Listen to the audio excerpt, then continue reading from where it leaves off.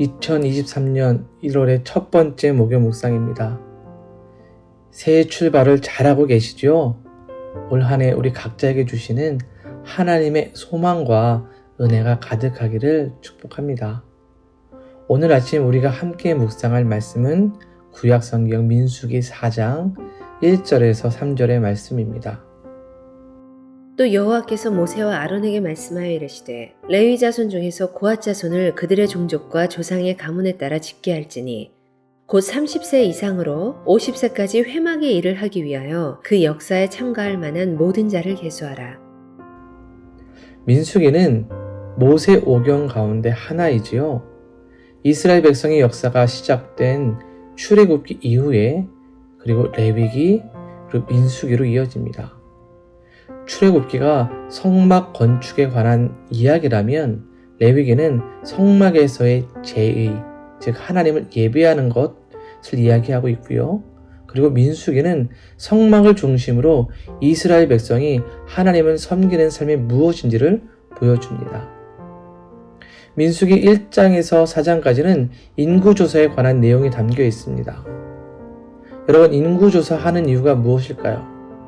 성경에는 여러 곳에서 인구조사하는 것을 볼 수 있는데요. 인구조사하는 이유는요, 그 나라의 국력, 이 인구 숫자에 있기 때문입니다. 이스라엘이 인구조사할 때에 20세 이상의 남성을 중심으로 숫자를 계수합니다. 그 이유가 전쟁에 나갈 인원을 파악하기 위함이었어요. 다윗이 자신의 왕권이 강해졌을 때에 하나님께서 시키지 않았던 인구조사를 했던 것도 바로 그 이유이기도 합니다. 여러분, 인구가 많으면 그 자체가 힘이 됩니다. 요즘 중국이나 인도를 보면 우리는 알 수 있죠. 대한민국이 출산율이 떨어지면서 점점점 비관적인 이야기가 나오는 것은 그만큼 나라에 사람이 없기 때문이죠. 인구가 많다는 것은요, 노동력을 충분히 제공하고요, 전쟁이나 여러 환경에서 유리하게 작용하기 때문입니다. 그리고 또 하나는 세금의 문제가 있죠. 이스라엘이 로마 식민지하에 있을 때에 예수님이 탄생할 쯤이죠. 그때 호정령을 내려요. 그 이유는 인구 조사를 하면서 이 인구를 파악함과 동시에 충분한 세금을 거두기 위한 목적도 있었습니다. 이제 말씀으로 돌아와서 하나님께서 시내산에 들어온 지 1년이 된 시점에서 이스라엘에게 인구조사 명령을 하신 것은 단지 이스라엘의 숫자를 파악하기 위함이 아니라는 거죠. 성경을 읽다 보면 족보 또는 인구조사에 대한 부분을 우리는 참 지루하고 무엇을 말씀하려 하시는지 의도를 파악하기 어려워요. 하지만 이런 복잡하고 또 지루한 과정 속에서도 분명한 하나님의 의도와 뜻이 있습니다. 민수기 1장에서 20세 이상의 남성의 숫자를 계수했다면 이제 4장에 와서는 레위 지파 가운데 30세 이상, 50세 이하의 사람을 계수하게 하세요. 그 이유가 무엇입니까? 3절을 보면 이렇습니다. 곧 30세 이상으로 50세까지 회막의 일을 하기 위하여 그 역사에 참가할 만한 모든 자를 계수하라. 그러니까 하나님께서는 성막에서 일할 사람을 계수하도록 하신 거예요. 성막에서 일할 사람의 나이 제한을 30세에서 50세로 정하신 것이죠. 이것은요, 육체적인 면이나 인격적인 면이 성숙한 사람을 뽑고자 하신 거예요. 여러분, 나이가 너무 어리면 분별력과 책임감이 없을 수 있습니다. 반대로 나이가 너무 많으면 기력을 감당할 수가 없겠죠.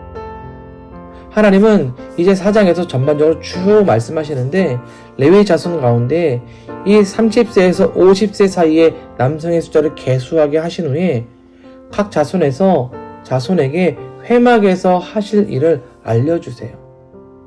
오늘 민수기 4장 본문에서는 고핫 자손과 게르손 자손 그리고 무라리 자손의 임무가 기록되어 있습니다. 하나님은 각 자손에게 각자 할 일을 하나씩 알려주세요. 그리고 방법도 알려주세요. 먼저 고핫 자손이 담당할 일은 지성물에 관한 일이었습니다. 이 지성물을 담당하고 옮기는 일을 감당하는데 그렇다고 고핫 자손이 성물을 보거나 만질 수 있는 것은 아니었습니다. 아론과 그의 아들들이 덮개로 온전히 덮은 후에 고앗 자손이 운반할 수 있었죠. 만일 하나님의 말씀대로 하지 않으면 죽음을 면하지 못했습니다. 그리고 게르손 자손은 성막에서 맡은 일이 포장, 문장, 양장, 덮개, 그리고 그것들에 따른 줄과 부속물들에 대한 일체였습니다. 이것을 이동시킬 때에 고앗 자손들이 맡은 성물과 달리 소 4마리와 수레 2로 이동시켰습니다. 무라리 자손이 맡은 일은요, 성막의 널판, 기둥, 받침, 말뚝, 줄 등을 걷어 운반하는 일이었습니다. 주로 구조물을 운반하는 것을 맡았죠. 이 운반 방법은 소 8마리와 수레 4을 사용했습니다. 정리하면 성막 내부의 기구들은 고앗 자손에게 맡겨졌고, 성막을 덮는 포장에 관한 일들은 게르손 자손에게 맡겨졌습니다. 마지막으로 남게 되는 널판과 기둥들이 무라리 자손에게 맡겨진 것이죠.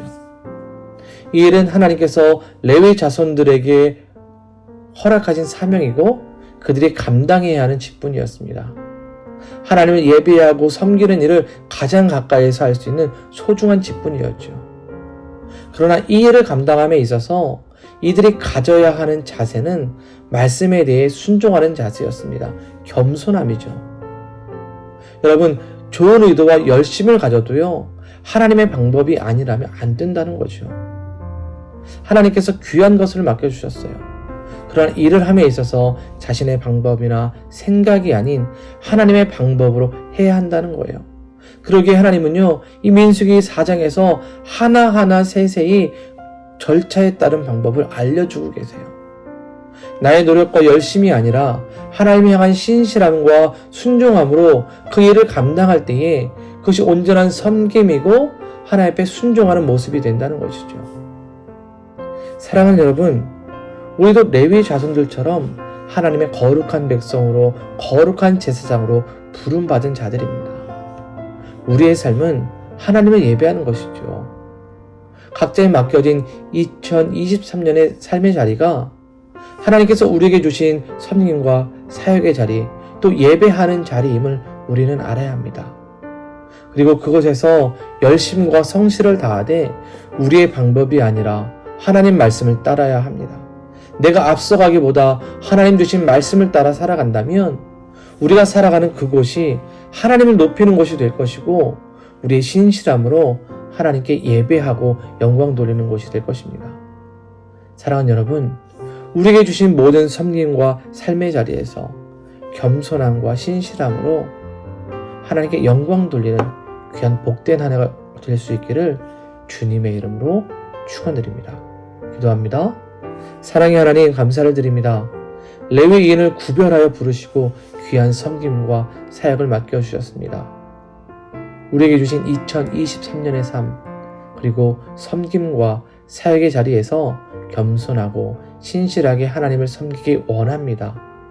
내가 앞서지 않고 하나님의 말씀을 따라 살아가게 하여 주셔서 우리를 통해 하나님의 살아계심과 영광이 나타나고 우리의 삶에 은혜를 부어주시는 하나님을 경험하는 복된 한 해가 되게 하여 주옵소서.